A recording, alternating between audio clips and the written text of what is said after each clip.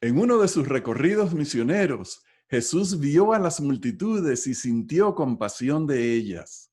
Había tanta gente que no podía atenderlas bien a todas. Entonces, Jesús comisionó a 70 discípulos para llevar el evangelio y sanar enfermedades, y les dijo que el Espíritu Santo iba con ellos. Cuando estos discípulos regresaron, estaban llenos de gozo por las experiencias que tuvieron predicando el evangelio y ayudando a la gente. Estas experiencias pueden ser nuestras también, porque Jesús nos ha dado la misma comisión y nos ha prometido el Espíritu Santo. Nosotros podemos experimentar el mismo gozo llevando sus bendiciones y trayendo a otros a Cristo. Este es el estudio de hoy. No se retiren, que ya regresamos.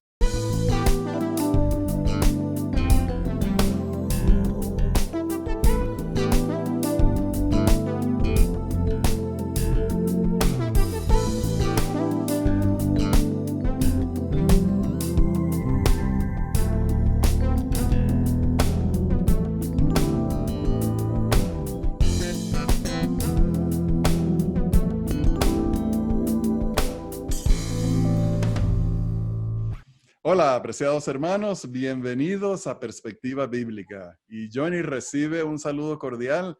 Hoy tenemos un tema que habla acerca de la emoción, una forma apasionante de participar. Y estas pasiones y estas emociones vamos a definirlas y vamos a llegar a concluir la manera que le promueve el Espíritu Santo a la iglesia para crecimiento y para compartir. Porque queda la impresión en algunos que fueron cosas heroicas de 2 o 3 nada más. Vamos a descubrir cómo es. ¿Comenzamos orando? Sí, vamos a comenzar orando. Querido Padre Celestial, estamos agradecidos por el milagro del Evangelio, tu manifestación de amor supremo en la encarnación de Jesús y en el sacrificio de Jesús, y este Evangelio maravilloso que es nuestro privilegio hablar, enseñar y recibir de ti. Bendícenos en esta ocasión con el don de tu Espíritu Santo para que abra nuestras mentes y nuestros corazones para servirte a ti. En el nombre de Jesús lo pedimos. Amén. Amén. Amén. Entonces la lección comenzamos con la Biblia, porque aquí es perspectivas bíblicas, ¿verdad? ¿Hay alguna sorpresa en eso, Rafael? No, obviamente nos basamos en la Biblia, claro, y eso no quiere decir que no podemos utilizar otras fuentes, pero tenemos que apegarnos a lo que dice la Escritura, y es nuestra intención enseñar lo que dice la Escritura. Amén, gracias. En Mateo capítulo 9 dice, Jesús recorría todas las ciudades y las aldeas enseñando en sus sinagogas, predicando el evangelio del reino y sanando toda enfermedad y toda dolencia. Y cuando vio las multitudes, tuvo compasión de ellas, porque estaban acosadas y desamparadas como ovejas que no tienen pastor. Entonces dijo a sus discípulos, a la verdad la mies es mucha, pero los obreros son pocos. Rueguen pues al Señor de la mies que envíe obreros a su mies. Aquí encontramos un pasaje clásico que describe la vida de Jesús. Estaba predicando el evangelio. Para Jesús, el hacer milagros de sanar personas, el resucitar muertos, el detener los vientos y calmar las tempestades, el echar demonios, todo eso era muy bueno, pero no era suficiente. El evangelio había que predicarlo porque también había que liberar la mente, la ignorancia, el desconocimiento del carácter de Dios e iluminar la oscuridad que el pecado produce en la vida de las personas. Predicar el evangelio siempre fue una de las partes primordiales que Jesús hacía cuando visitaba a las personas. Pero Johnny también introduce otro tema que es también de gran importancia, y es el tema de que la mies es mucha. Hay muchísima gente. Y la preocupación de Jesús era cómo alcanzar a toda esa gente, porque él, siendo un ser humano, Dios en forma de un ser humano, tenía limitaciones de tiempo y espacio. Pero su plan era activarnos a nosotros para hacer la obra que él no podía hacer. Y esa obra está registrada en el libro de los Hechos. Vulgar y comúnmente lo han llamado los Hechos de los Apóstoles. En realidad debe ser llamado los Hechos del Espíritu Santo. Y ahí está la respuesta a la pregunta de Jesús: de la mies es mucha y los obreros pocos. Y Johnny, hay que decir, además de que ese libro, su nombre correcto es Los Hechos de los Apóstoles, el último capítulo no es el 28, porque ese libro se sigue escribiendo todavía. Amén, amén.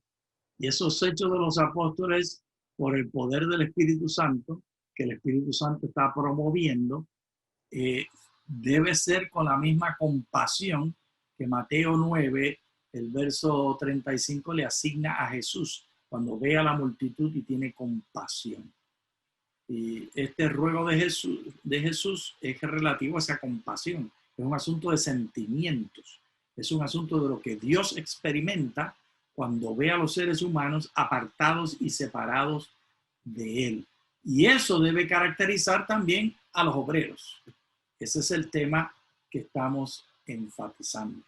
Entonces, Johnny, esa es una parte tan importante porque nosotros tenemos que hacernos un examen para ver cómo nos sentimos nosotros cuando vemos a tantas personas que no conocen el Evangelio. Porque a veces, por ejemplo, nosotros estamos viajando y estamos en una ciudad extraña, estamos en un país extraño y vemos tanta gente que no conoce al Señor Jesús. Y Jesús le pone a uno en la mente, el Espíritu Santo te pone en la mente, ¿cómo va a escuchar esta gente el mensaje del Evangelio? Hay tantas millones de personas, tantos millones de personas que viven su vida sin escuchar ni conocer nada de Jesús. Y Johnny, es nuestro trabajo ir más allá de la preocupación intelectual y hasta de los sentimientos de cómo vamos a hacer para predicarles el Evangelio, para buscar la manera de hacer nuestra parte, de contribuir, hacer nuestro esfuerzo para alcanzar esas personas. Y el folleto en la página 69 comienza a desdoblar estrategias. El Padre, el Hijo y el Espíritu Santo están unidos en un grupo pequeño con el propósito expreso de redimir a la raza humana. El plan de salvación tuvo su lugar en los consejos asesores del infinito desde toda la eternidad. No hay nada más importante para Dios que salvar a tantas personas como sea posible. Los grupos pequeños pueden tener múltiples propósitos que estudiaremos en la lección de esta semana, pero su propósito primordial es enfocarse en ganar a las personas perdidas para Jesús. Es decir, al trabajar en grupos pequeños podemos ayudarnos no solo a nosotros mismos, sino también a los demás. Es decir, el objetivo final de nuestros grupos pequeños debería ser ganar almas. Y el diálogo es, ¿qué quiere decir ganar almas? Bueno, Johnny, una de las respuestas de ganar almas definitivamente, claramente es el tema de discipular. Este es un tema que insistimos mucho aquí en Perspectiva Bíblica. Jesús mandó a que predicáramos el Evangelio, enseñáramos, hagamos discípulos de las personas, enseñándoles a guardar los mandamientos y bautizándolos en el nombre del Padre, del Hijo y del Espíritu Santo. Ese tema de hacer discípulos es el mismo tema que se puede describir como ayudar a la gente a madurar en el conocimiento del Evangelio, enseñarles a ellos a seguir la cultura de Cristo, de aprender a incorporar en su manera de pensar, de sentir, de expresarse, de vivir, de actuar, aquellos ejemplos que dio Jesús de amor, de sacrificio, de servicio a los demás. Esas cosas no se aprenden por casualidad, se aprenden porque las estudiamos y las practicamos, porque vemos a otros modelándolas, porque otros nos invitan también a participar en ellas. Es un proceso que se lleva a cabo cuando vivimos nuestra fe en el ambiente de la iglesia. Amén. También es parte del plan de salvación el tema de la iglesia. Aquí estamos hablando de grupos pequeños, que es el mismo concepto. Jesús nos llamó para ser sus seguidores dentro del contexto de la iglesia y de los grupos pequeños. Y en medio del COVID-19, esto se convierte aún en mayor realidad. En muchos países, como aquí en California, la reunión de grupos grandes en la iglesia no está funcionando. Y donde se reúnen no pueden tener las actividades que antes se tenían ni intercambiar unos con otros como antes se intercambiaban. Si es que queremos disminuir el proceso de contaminación de la enfermedad del virus, del COVID. Pero poniendo eso a un lado, la idea central aquí de los grupos pequeños para la predicación del evangelio, hemos de preguntarnos cuál es el motivo y cómo sabemos si un grupo pequeño está funcionando o no está funcionando. Y siempre lo tomamos de la Biblia. Y el ejemplo que está número uno, porque ¿qué es lo que hace la Biblia de acuerdo a Juan 5:39? La Biblia lo que hace es dar testimonio de Jesús. Correcto. Entonces la pregunta nuestra ha de ser, ¿cuál es el testimonio que nos deja Jesús en la Biblia con respecto a las actitudes y a los sentimientos que hemos de tener y promover en un grupo pequeño? ¿Y dónde encontramos esa respuesta, Rafael? Bueno, ahora vamos a Filipenses. Por tanto, si hay algún aliento en Cristo, si hay algún incentivo en el amor, si hay alguna comunión en el Espíritu, si hay algún afecto profundo y alguna compasión, completen mi gozo a fin de que piensen de la misma manera, teniendo el mismo amor, unánimes, pensando en una misma cosa. Wow, Rafael, wow. Amor, afecto profundo, compasión, gozo y más amor. Eso define la manera de Jesús. Debe definir entonces los grupos pequeños. Sí, Johnny, y para que pueda existir eso, tiene que haber un ambiente en donde la gente puede estar en comodidad, en la que pueda ser ella misma, que la gente pueda abrirse y decirle a los demás sus dudas, sus problemas, sus rebeliones, su necesidad de convertirse y que sean recibidos con esos sentimientos que se describen ahí, amor, gozo, compasión, de manera de que la gente pueda aprender en un lugar donde son aceptados. Y eso lo modeló Jesús, Johnny. Él no era una persona severa que regañaba y pellizcaba y le torcía las orejas a los discípulos y estaba regañándolos y haciéndolos sentirse culpables, sino que era una persona que escuchaba y veía sus problemas y los corregía, a veces con palabras un poquito más severas, pero siempre con amor. Y ese amor lo sigue describiendo Filipenses 2, todavía yendo en crescendo, en aumento. No hagan nada por rivalidad ni por vanagloria, sino estimen humildemente a los demás como superiores a ustedes mismos, no considerando cada cual solamente los intereses propios, sino considerando cada uno también los intereses de los demás. ¿Y qué es eso, Rafael? Eso de considerar los intereses de los demás. Bueno, hay una palabra en inglés perfecta para esto que es selflessness, o sea, vaciarse del yo. Y para eso hace falta la humildad. Y no es algo natural en todos los seres humanos. Más bien queremos demandar nuestro pedazo, nuestro derecho, nuestro reconocimiento.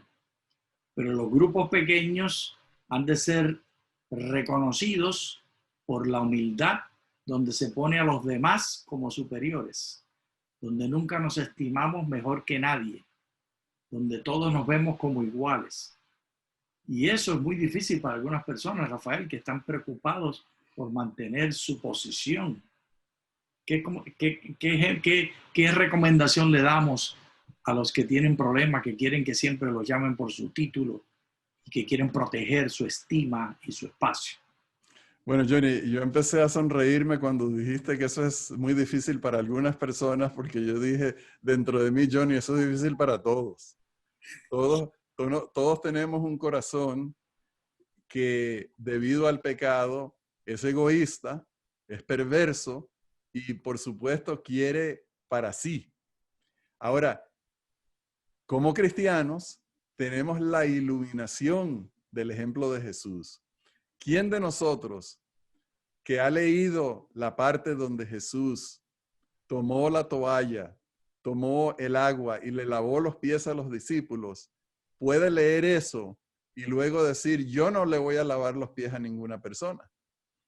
Porque nos damos cuenta de que si Jesús nos dio ese ejemplo de humildad, de servicio, de sacrificio propio, nosotros nos sentimos inspirados a seguir ese ejemplo. La única razón por la cual nosotros podemos hacer el lavamiento de los pies en la comunión, o durante la ceremonia de la comunión y el rito de humildad, es porque Jesús lo hizo primero.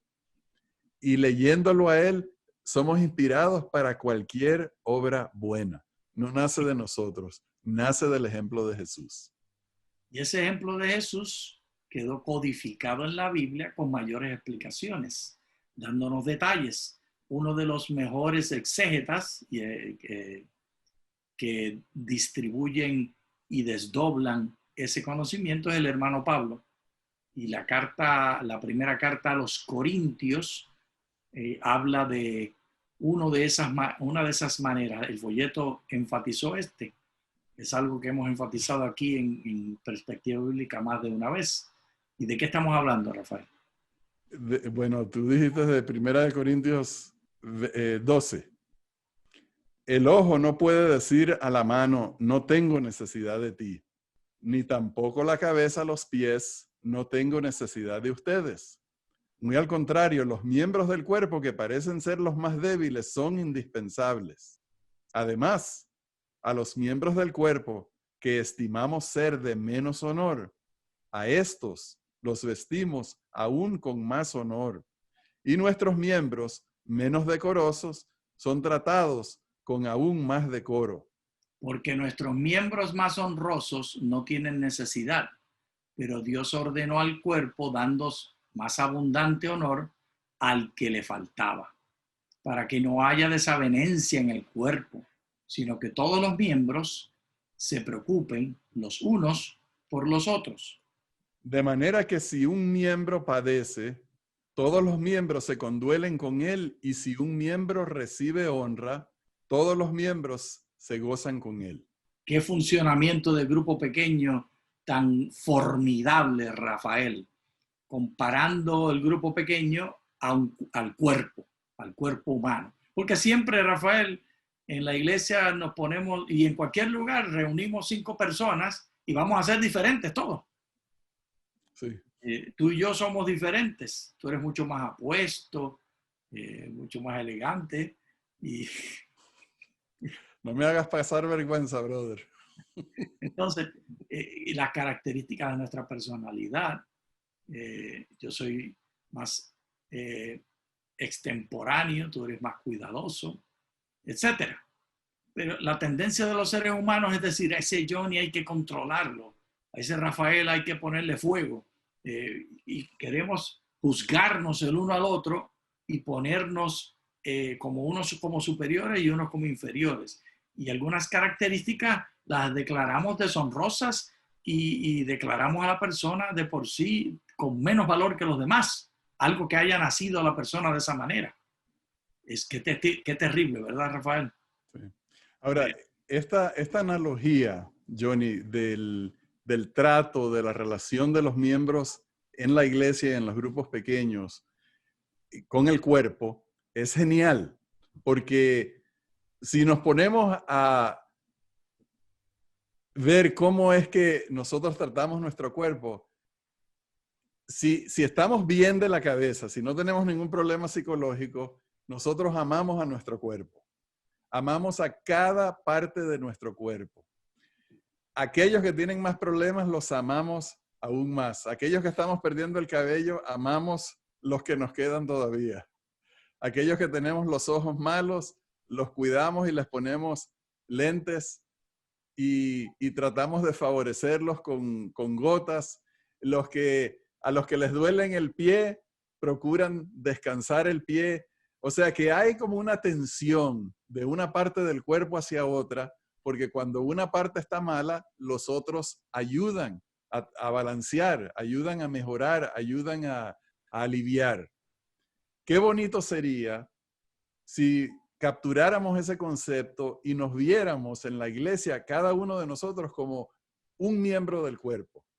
Y Sí. aquel que está en necesidad, aquel que está en problemas, aquel que está ausente, aquel que tiene dudas, aquel que tiene falta de fe y que todavía no ha aprendido, no se ha graduado de las primeras cosas del Evangelio. Y nosotros entendiéramos que es nuestra labor balancear y ayudar para que aquella otra parte del cuerpo se sienta bien. Entonces, ¿cómo sería la iglesia? Eso es Amén. lo que Jesús quiso hacer cuando fundó la iglesia y los grupos pequeños. Y Rafael, hay otro aspecto, además de este que tú tan cuidadosamente has desdoblado, el aspecto de la vergüenza y la honra también. Por ejemplo, la barriga que yo tengo. Mi esposa todo el tiempo me está diciendo, enderézate, esconde esa barriga. Ella siente, yo no puedo sentir por ella, pero me da la impresión que siente vergüenza de la barriga mía. Y ella, su cabello tiene que hacerle tratamientos, porque sus padres le enseñaron y la cultura le enseña y lo ve en la televisión y se lo dice por los oídos, que el cabello debe ser liso de una manera, y tenemos montones de cosas de nuestro cuerpo que rechazamos, Rafael, o estoy loco. No, no, es verdad, la sociedad nos dice muchas cosas que están malas con nuestro cuerpo porque idealizan otra cosa y nunca es el ideal de Jesús. Entonces, eso hacemos también en la iglesia. Hay miembros, tal vez es amanerado, se puede usar ese ejemplo. Sí. No estamos diciendo homosexual, dije nada más amanerado. Eso es todo lo que usted sabe, es amanerado. Pues a esa persona no le pedimos que vaya a la plataforma, a esa persona no le ponemos de líder porque nos da vergüenza. No la queremos como líder. O, a ver, ¿qué otra característica? Una persona, las iglesias, por ejemplo, la iglesia de Clinton, que mi esposa y yo y otro grupo de hermanos de Atlantic Union College fundamos, allí la establecimos En Massachusetts. en Massachusetts, comenzó reuniéndose en el Miller Chapel, en el segundo piso de Founders Hall. Allí fue que la fundamos. Después de hacer una campaña evangelística en Clinton, trajimos a los bautizados y los otros, y después ellos llegaron hasta comprar un edificio y demás, pero es de dominicanos. Y la iglesia de Leominster es de puertorriqueños, porque se sienten más cómodos unos con otros y también porque se sienten incómodos con el otro. Y esto yo puedo hablar con mucha autoridad, no solamente porque estuve involucrado en fundar la iglesia, sino porque mi esposa es dominicana y yo soy puertorriqueño. Y yo cuando llegué a Antilian College, yo decía, me fui de Massachusetts, me fui a Puerto Rico ahora a decir, no crean que me confundí entre los dos nombres que se parecen. Cuando yo fui a Antilian College a estudiar, en mi mente estaba, yo me caso con cualquiera menos con una dominicana, porque los veía interiores. Pero cuando quedé deslumbrado por la belleza maravillosa, alabado sea el nombre del Señor, de mi esposa y de su carácter, pues mis prejuicios se cayeron. Pero nosotros en la iglesia, Rafael, ¿estoy diciendo lo correcto o estoy equivocado que tenemos prejuicio contra algunos y no los queremos y los sentimos deshonrados de ellos y nos da vergüenza? Sí, Johnny, hay tensiones de de muchos tipos, no solamente de origen nacional o racial, están las tensiones por la gente que es muy experimentada y tiene mucho tiempo en el evangelio, los nuevos que acaban de llegar. Yo me acuerdo cuando yo llegué nuevo a la iglesia, yo era muy salvaje. No me portaba salvaje, pero estaba muy salvaje. Y es bueno tener todas esas diferencias en cuenta porque los que tenemos el privilegio de haber recibido la santificación del Espíritu Santo ya por varias décadas, debemos ver que nuestra labor es atraer con cuerdas de amor discipular a aquellas personas con paciencia y con cariño para ayudarlos a avanzar en su experiencia cristiana. Y tenemos un resumen de esta idea basado en 1 Corintios 12. Del lado izquierdo dice miembros con menos honra. Y el Evangelio dice vestimos aún con más honor, o sea, darle honra. No puede decir a, declararlo necesario. Y del lado derecho está la parte de miembros más débiles. Todos los miembros se conduelen con él, o sea, sentir con el débil.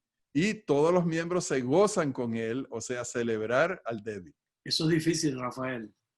Lo fácil es entender y justificar. No, este hermano lo vieron en el cine, este hermano no puede ser dirigente, no puede pasar a la plataforma, no puede participar, y quién sabe cuántas otras etiquetas más. Cuando el propósito es construir, amar, redimir, cubrir, darle honra al que está mal, cubrirlo. No estoy diciendo que no se le enseñe y que no se le reprenda, pero la manera de hacerlo es cubriéndolos y dándoles honra para protegerlos, así como Jesús hizo con el hermanito Pedro. El hermanito Pedro hizo el pecado más grande que se puede hacer, negar a su Señor. ¿Y qué hizo Jesús? Un alcahuete. Jesús es un alcahuete. Bueno, Jesús hasta preparó el camino antes de que cometiera el pecado, preparó el camino para que él volviera. Un alcahuete. Y cuando está con María, que es la primera que lo ve y díselo a los discípulos y a Pedro. Un alcahuete de primera. Eso es un alcahuete. Y así tenemos que alcahuetear a los miembros de la iglesia. No castigarlos, no excluirlos. ¿O es que estoy yo loco, Rafael, que no estoy entendiendo este asunto y este evangelio? Bueno, Johnny, me parece que cuando llegó María y dijo, ve y dile a los discípulos, o sea, relató las palabras de Jesús, ve y dile a los discípulos y a Pedro, él tiene que haber reaccionado y dijo a Pedro, sí, ve a dile a los discípulos y a Pedro. Él se tiene que haber quedado así también a mí. Y eso es buenísimo, Johnny, porque y a Pedro incluye a todos los que no somos perfectos, a todos los que hemos negado a Cristo con nuestros comportamientos, a todos los que hemos negado a Cristo con palabras, a lo mejor no diciendo no sigo a Cristo, pero haciendo cosas malas y diciendo cosas malas. Podemos volver a Jesús porque Él abrió la ventana, la puerta del cielo para recibirnos a todos los que queremos volver a casa. Gloria sea su nombre. Y ese ha de ser el propósito del grupo pequeño. Leamos rápidamente la conclusión. La fórmula: amar y apoyar a los débiles, honrar a los que no tienen honra y experimentar gozo en Cristo haciendo esto. Y el objetivo es la persecución del gozo de compartir honrando el objetivo, o es el aumento de seguidores el objetivo. Y les sugerimos a todos los que participan en grupos pequeños que el objetivo ha de ser el mismo que tenía Jesús: hacer sentir a Pedro, el que daba deshonra, honrado; hacer sentir a Pedro, el débil, fortalecido y distinguido. Y persiguiendo amar a todos, especialmente a los más débiles, creceremos porque el Espíritu multiplica. Y Johnny, lo maravilloso es que cuando nosotros leemos el Evangelio, la forma como Jesús se relacionó con sus discípulos, con las personas que venían a Él, ahí encontramos el ejemplo y la respuesta a todas nuestras dudas. ¿Cómo nos vamos a relacionar con las personas? Lee la forma como Jesús se relacionó con las personas. ¿Cómo vamos a reaccionar con personas que han pecado contra nosotros? Lee la forma como Jesús se relacionó con personas que pecaron contra Él. Él es nuestro ejemplo.